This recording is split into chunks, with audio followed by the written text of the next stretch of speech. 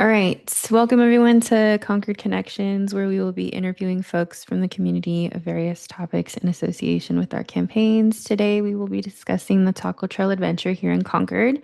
I want to introduce to you guys Ernesto. He is a realtor from the Bay Area who has lived in Concord for many, many years. Loves Mexican food, also with deep ties to Mexico, participated in last year's Taco Trail challenge and also participated in the years prior. He was also the winner of the Taco Trail Challenge of 2021 and just had a baby. Congratulations. Ernesto, can you hear me okay? I can, loud and Great. clear. Awesome. How are you doing? How are things?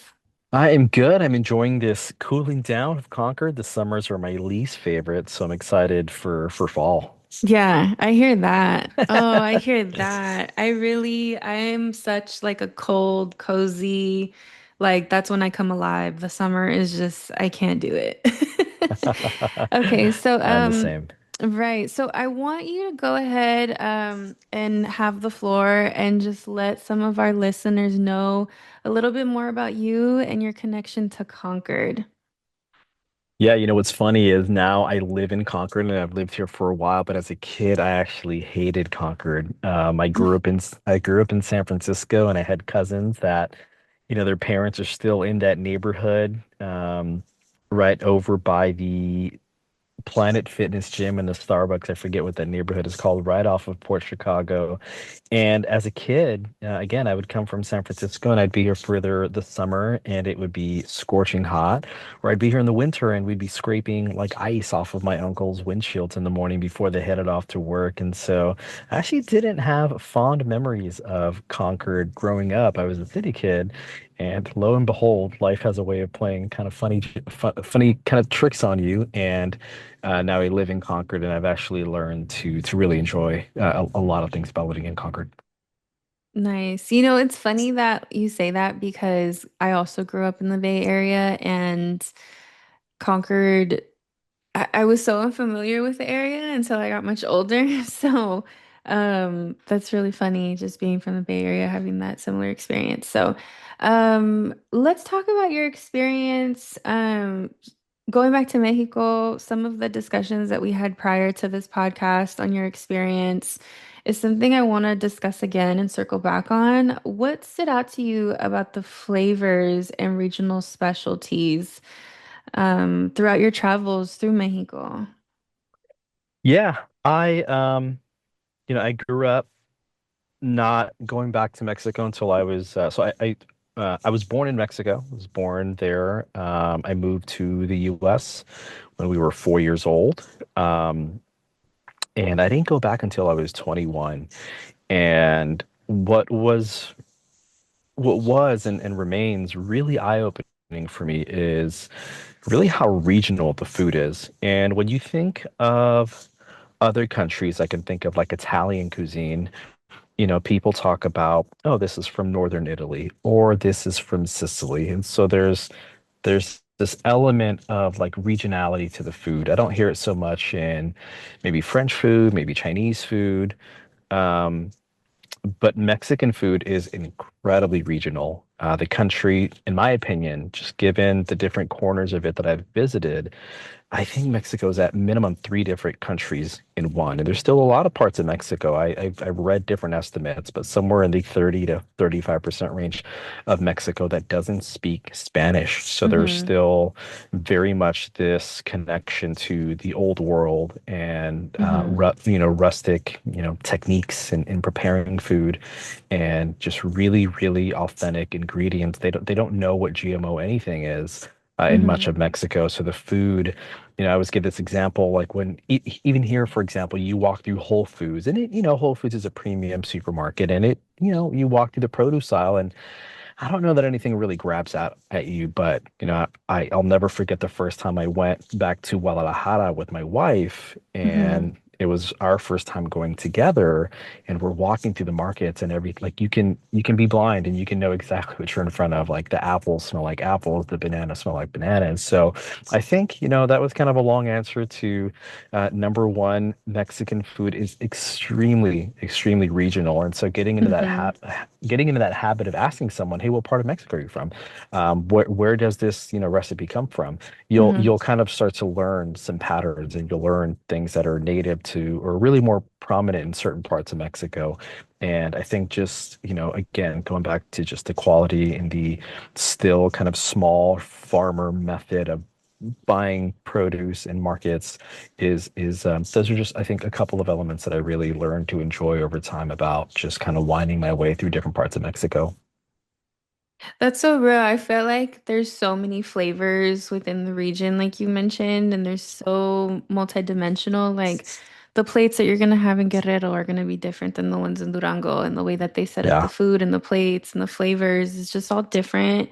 Yeah. And it just gives a lot of beauty to the cuisine. And I love how there's just so many ways to experience that here in the Bay too, and in light of our like taco trail that goes year round and our taco trail challenge that's within this month, there's a lot of ways in which our communities can engage with the cuisine and learn more about the stories and histories of where the food comes from.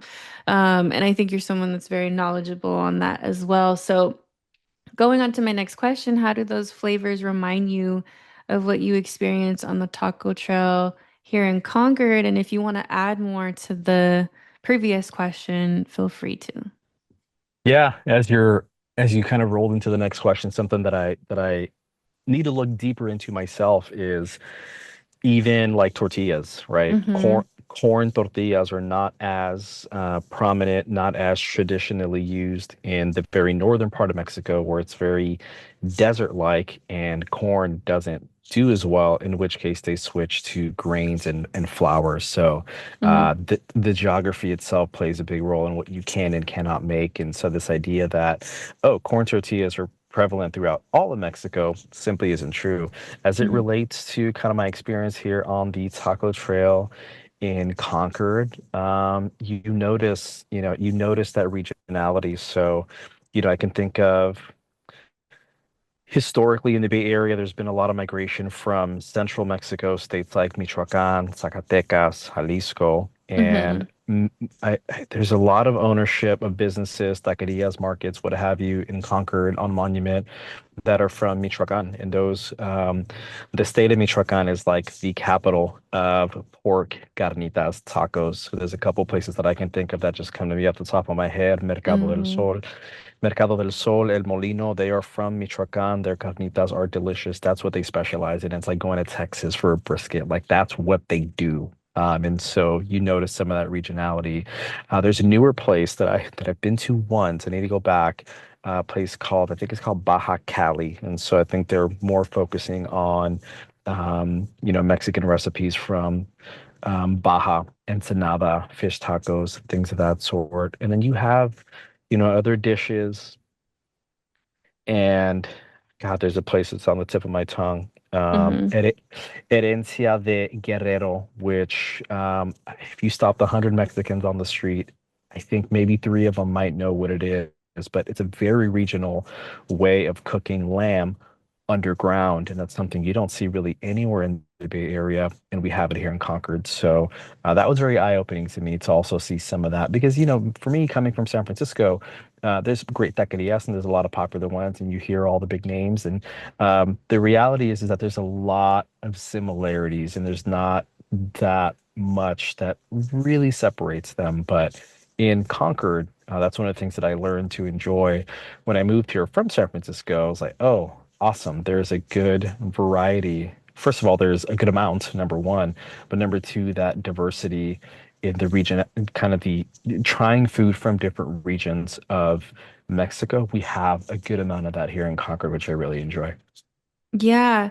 I'm bringing up just the various taquerias. I remember last year we were going through the Taco Trail Challenge and we went to a few different places. We went to El Molino, right? Mhm. Yeah. Herencia de Hidalgo, that Yep. one. And then we went to Papi Clary's.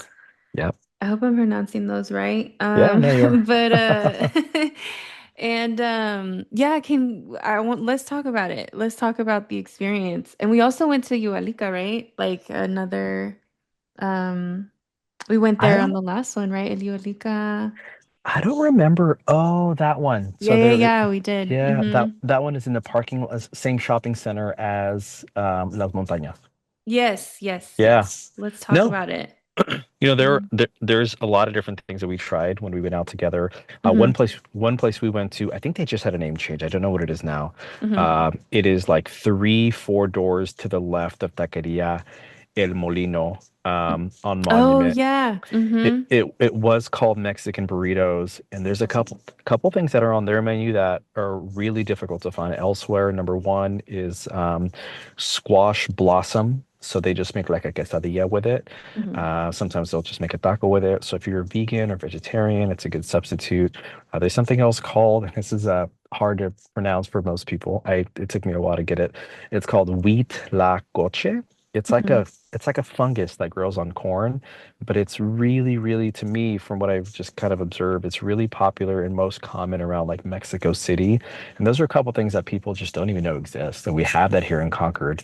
At that place, we went to Herencia de Hidalgo, where they do that lamb meat cooked.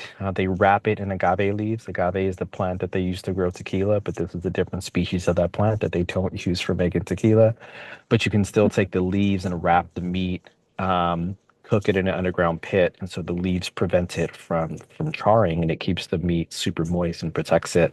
Um, but here, they just don't cook it in a pit. They cook it in pots. And then we went to Papi Claris, which is cool because, you know, one of the recipes that's really taken off in the last, like, I'd say like 7 years-ish, that has just Mhm. exploded. It's super I popular. know exactly what you're gonna say. Is quesadilla. Yeah. Yeah, And it's so good. even though, the owner of Papi Claris is Filipino, now they actually do a really fun kind of Friday night outdoor Filipino market, and there's karaoke, and they're cooking on like little skewers, and it's God, the place gets super crowded with a lot of Filipino people from the area. Nice. But they do, yeah, a lot of their menus based off this birria recipe from Mexico. So it really, as we were discussing, it shows kind of how different cultures adopt from one another. And there's a purple yam that's very popular in the Philippines called ube, and now there's like Mhm. ube ice cream and ube pancakes that's gotten really, really popular. Well, she makes an horchata, which is a popular like blended rice and vanilla drink from Mexico, and she's made this ube horchata. So she's a good example of how someone can take influence from the Philippines, influence from Mexico, create this menu that ends up being really popular. And as far as I can tell, she's doing really well. And it comes down predominantly to that BJ recipe that she took from, Mexico, which is awesome. Yeah, it's so so good. The Uber chata was my favorite. Yeah. And what I remember from the experience too is just the multidimensional stories of each taqueria that we went to. Like you could just hear the journey and the passion behind like food and bringing community together and just uncovering all of those different stories and meeting the owners' families. Like it was very wholesome. It was a very great experience. Um, and that goes to my next question. From your perspective, what makes the taco trail unique compared to other food experiences? Yeah, I think it comes down to one, I think Concord in terms of the Bay Area still really is under the radar as it relates to Mexican food in general. And there's Mm-hmm. even there's even other aspects to the Mexican food scene here in Concord. A couple of additional like wrinkles to the food scene that I really enjoy. I'll drive down Monument on like a summer night on a Friday and a Saturday, and now there are like places where food trucks will kind of cluster up, and there's like four or five of them next to each other, and these outdoor tables, which I personally find to be really, really fun. As we roll into the winter, in the mornings, one of the things that I really enjoy about the cold months is, there's vendors out there selling tamales and hot Mm-hmm. hot drinks like there's one called Atole. There's another one. It's a chocolate one. It's on the tip of my tongue. Um, it'll come to me. But Champurrado? No. champurrado, Is it? yes. Yeah. Yeah, Hmm. which I love. And so you get these like home style recipes and things that your mom would make for you. And there's just vendors that are, just serving them out of, thermal containers, which I really enjoy. So Hmm. um sorry, I kind of got off track a little bit. I hope I No, no, answered your no, you're question. I'm just fine. like my mouth is watering thinking of all the different things that Yeah. you can eat here in Concord. Hmm. But yeah, I come back to I think Concord is still very much under the radar. You think San Francisco, San Jose, Oakland, and recently there's been some articles of Mexican food in the Chronicle, and Concord still gets kind of looked over. And I'm just like, Yeah. man, you guys are missing out because For there's real.